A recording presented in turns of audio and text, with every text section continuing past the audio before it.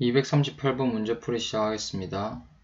마찰이 없는 수평면 위에 5m/s의 속력으로 직선 운동을 하던 질량이 2kg인 물체에 크기가 10N인 일정한 힘을 작용하였더니 속력이 10m/s가 되어 직선 운동을 하였다. 자, 여기까지 정보를 우리 그림으로 나타낼 수 있어야 돼요. 그림을 그려봅시다. 나만 하는 게 아니고 여러분이 시험 장면에서 이렇게 그릴 수 있어야 된단 말이에요. 2kg짜리 공이라 했죠. 2kg짜리 공이 처음에는 5m/s로 달리고 있었네. 자, 그런데 크기가 10N이 일정한 힘이 작용했어요. 어쨌든 힘이 작용했다 했어요. 힘이 어느 방향으로 작용했을까? 항상 힘이 나오면 방향을 생각해야겠죠. 자, 속력이 5에서 5m/s에서 10m/s로 증가했네. 그러면 원래 운동 방향에 같은 방향으로 힘이 작용해야 속력이 증가하겠죠. 그래서 힘은 이쪽, 우리가 그림을 그릴 때 오른쪽으로 작용했다. 이렇게 가정할 수 있겠어요. 그렇게 되면 속력은 10m/s로 증가를 했네요. 자, 여기까지 그림을 그렸고, 이 물체가 받은 충격량의 크기와 힘이 작용한 시간을 풀이 과정과 함께 구하시오. 자, 1번 문제, 2번 문제가 이렇게 두 개가 있네요. 자, 여기서 일단 우리가 알 수 있는 정보, 충격량을 구해야 되니까 나중 운동량과 처음 운동량을 구하면 되겠지. 자, 처음 운동량은 2kg 곱하기 5m/s를 하면 되죠. 그러면 10kg/m/s 나올 거예요. 힘이 작용한 뒤, 그러니까 나중 운동량은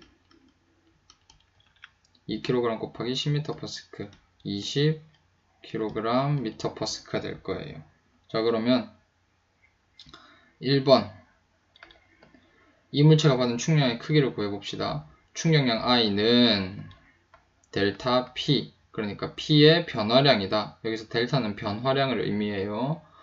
델타 P, 그러니까 운동량의 변화량이다. 이것을 다시 풀었으면 나중 운동량 빼기 처음 운동량이다. 자, 이를 계산하면 어떻게 되죠? 나중 운동량은 20kg/s, 처음 운동량은 10kg/s. 20에서 10 빼면 10이죠. 자, 그런데 여기서 충격량이라 했으니까 kg/s 보다는 뉴턴세크라는 단위를 써줘야 맞죠? 여기 보이는 kg/s와 뉴턴세크가 같은 이유는 우리 몇 번 문제에서 풀었었죠? 233번 문풀 참고라고 적어두고 넘어갑시다. 자, 오케이. 그래서 1번의 답은 10N라고 써주면 되겠어요. 자, 2번. 이때 힘이 작용한 시간. 자, 문제를 잘 읽어보면 힘의 크기는 줬어요. 하지만 1번 문제를 풀 때 이 힘의 크기가 쓰였나요? 안 쓰였어. 그렇다면 2번 문제에서 써야겠죠. 문제에는 필요 없는 정보를 주지 않아요. 오케이. 크기가 10N인 일정한 힘을 작용했대. 일정한 힘을 작용했다. 느낌이 오죠?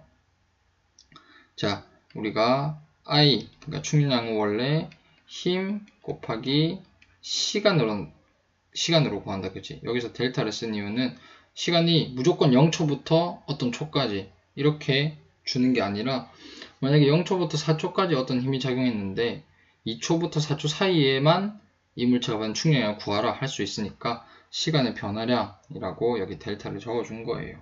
오케이. 이렇게 되므로 우리가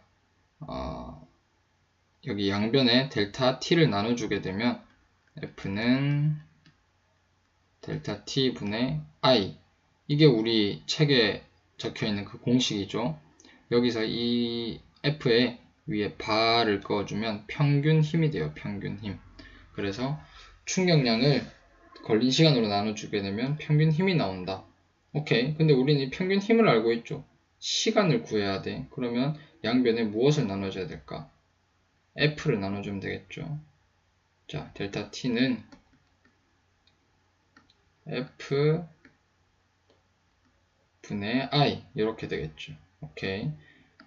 여기서 F는 일정하게 시간이, 그러니까 델타 T 동안 일정하게 작용한 10N이 들어가면 되겠지. 10N. 그리고 우리가 위에서 구한 충격량 10N 세크 약분이 되죠. 요렇게 그럼 답은 1세크 1초를 의미하죠. 그래서 2번의 답은 1초 이렇게 되겠어요. 1세크라 써도 상관이 없겠어요. 오케이. 다음 문제.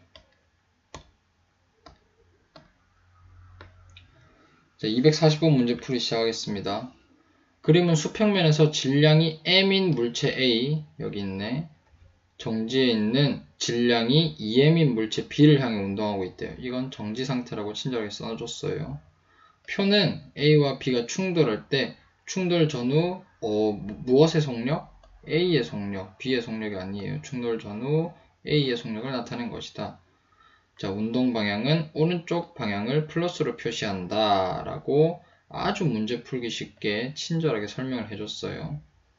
자, 240번 이 문제가 공부를 좀 많이 한 친구들, 우리 시험이나 뭐 시험 위해서는 아니든 시험만을 위해서가 아니든 공부를 열심히 한 친구들이 항상 의문스러워했던 전제 조건들에 대한 서술이 많이 나와 있어요. 그래서 240번 문제를 좀 유심히 보면서 공부를 하길 바래요.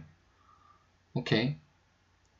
자, 봅시다. 충돌하는 동안 우리가 구해야 될 거는 B가 받은 충격량의 크기. 자, 이 문제를 풀 때 우리가 중학교 때 배웠던 내용을 떠올릴 게 있어요. 작용, 반작용의 법칙. 기억나나요? 작용, 반작용의 법칙. 예를 들어서 내가 벽에다가 어떤 힘을 작용하면 벽도 똑같은 힘을 반대 방향으로, 그러니까 나에게 작용한다는 그런 법칙이에요. 작용, 반작용의 법칙. 이것도 두 물체가 충돌할 때도 해당이 되겠지. 오케이. 뭔가 예외인 경우는 없겠죠. A와 B가 충돌할 때 A가 B의 어떤 일정한 크기의 힘을 오른쪽으로 가했다면 가만히 있던 B도 A의 그 똑같은 크기의 힘을 반대 방향으로 가한다는 거예요. 이게 작용, 반작용의 법칙. 중학교 때 배운 내용이죠. 오케이, 이거를 상기시키면서 문제를 풀어봅시다. 자, 우리가 충돌 전후 A의 속력을 알고 있다, 그죠? 속도를 알고 있다, 그죠? 충돌 전에는 우리 오른쪽 방향을 플러스로 하기로 했으니까 4V만큼의 속도를 가지고 충돌 후에는 마이너스 V, 그러니까 왼쪽으로 가고 있단 말이지. V의 속력으로 왼쪽으로 가고 있다를 나타내고 있는 거예요. 그럼 충돌 전후의 속도를 아니까 여기 m이라는 A의 질량도 알죠. 질량과 속도를 알면 뭘 구할 수 있지? 운동량을 구할 수 있죠. 충돌 전이 처음일 거고 충돌 후가 나중일 거야. 처음 운동량 구해봅시다. m 곱하기 4v, 그러니까 4mv가 되겠어요. 충돌 후 나중이 되겠지. 나중 운동량은 m 곱하기 마이너스 v, 마이너스 mv가 되겠어요. 자, 그렇다면 A, B가 충돌할 때 충격량을 한번 구해봅시다. 충격량 I는 P 나중 빼기 P 처음. P 나중은 마이너스 mv였고 P 처음은 4v였어요. 4mv. 이거를 빼니까 값이 마이너스 5mv가 나오죠. 오케이. 자, 여기 붙어 있는 이 마이너스라는 값의 의미, 이 마이너스의 의미는 무엇이냐? 우리 오른쪽 방향을 플러스로 하기로 했지. 그러면 마이너스는 어디 방향이야? 왼쪽 방향이란 거예요. 왼쪽 방향.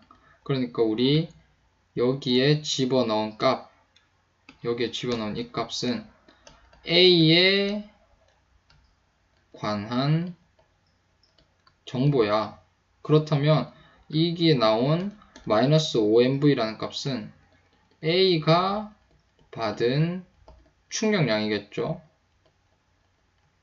A가 B로부터 받은 충격량이 나온 거겠지. 그러니까 가벼운 놈이 쭉 굴러와서 무거운 놈, 가만히 정지해 있는 무거운 놈한테 부딪히니까 반대 방향으로 이런 힘을 받아서 마이너스 V만큼 지금 운동을 하고 있다는 말이야.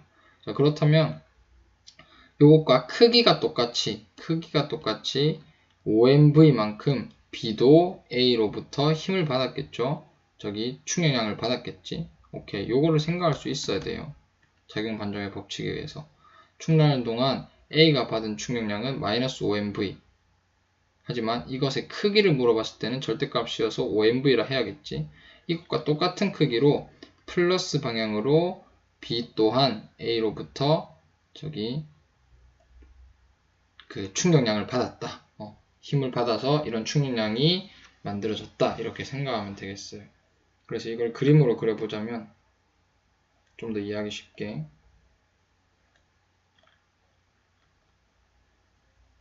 이때가 딱 충돌하는 순간이야. 얘가 A, 얘가 B예요. A가 쫄쫄쫄 굴러와서 B에 부딪혀서 충돌하는 순간인데, 이때 이쪽 방향으로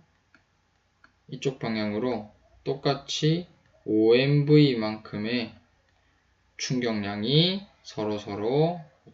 서로서로에게 준다. 이렇게 생각할 수 있겠어요. 이걸 꼭꼭꼭 체크해놔요. 어떤 법칙에 의해서? 작용 반작용의 법칙에 의해서. 좋습니다. 그래서 답은 5번이 되겠죠?